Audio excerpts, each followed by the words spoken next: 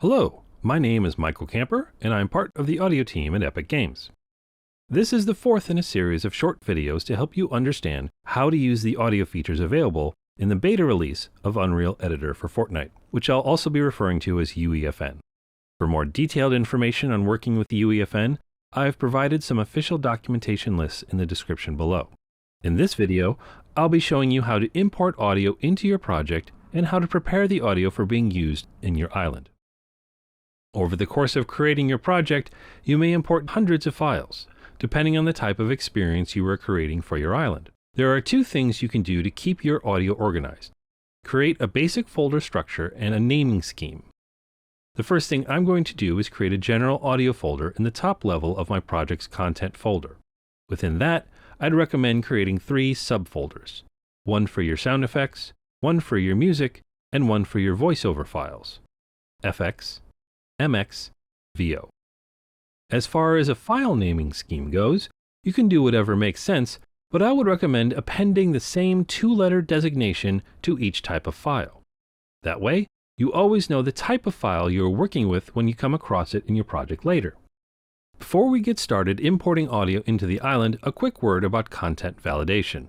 Just like other media companies and social platforms, Epic Games has a content validation system in place to flag and block any copyrighted material that users may try to upload into their platforms. This means that if you do not hold the rights to any piece of music, sound effects, or vocal recordings that you try to use in your project, your island will not be allowed to be published on Epic's platforms.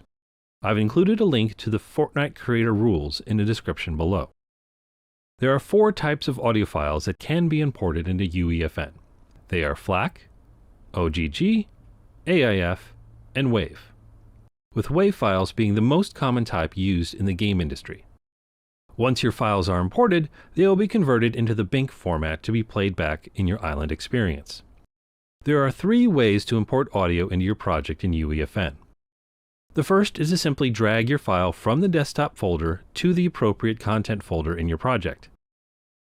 The second is to use the import button located at the top of the content browser. The third way is to right-click inside the destination folder and select the Import to file path at the top of the context menu. I've just imported a number of files into my folder hierarchy, and they are now part of my project. However, they are not yet part of my island, as I have not yet added them to any device that is inside my level. Before we do that, let's take a look at the files I've imported. These are now known as audio waves. If you simply hover over them, a display box appears giving you all sorts of information about the file. You will also notice that a triangle play button appears in the center of the file. Clicking this will allow you to preview the file you have just imported. You will also notice that there's a little asterisk in the lower left corner. This means that this file has not yet been saved. This asterisk also appears when you later alter a file that has been previously saved. It's just a little visual cue to let you know that a change has been made, and you should save it or risk losing your changes should something happen to the editor. You can save files a number of ways. If you right-click on the file itself, there's an option to save it in the context menu. There's also a notification near the bottom right of the editor where it tells you how many files are currently unsaved. Clicking this will bring up a window showing you all the unsaved files and give you the option to choose which ones to save. Also, if you look in the File drop-down menu at the top of the editor, you can see that there are 4 different saving schemes. The one I use the most would be to just save all.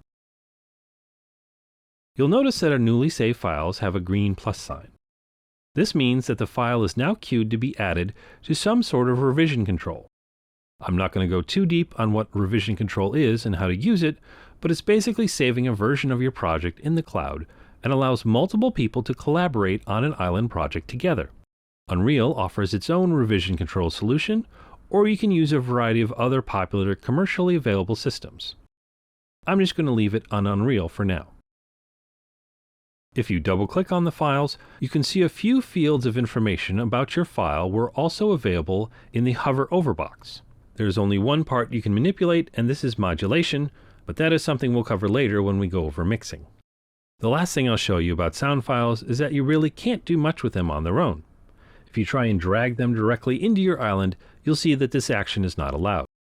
The only way to play your sound file in the island is through one of the audio devices, and a few other special cases we'll discuss in the future.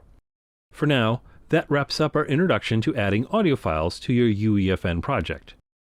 The next video will introduce the use of sound cues and all the ways that you can use them to manipulate your files.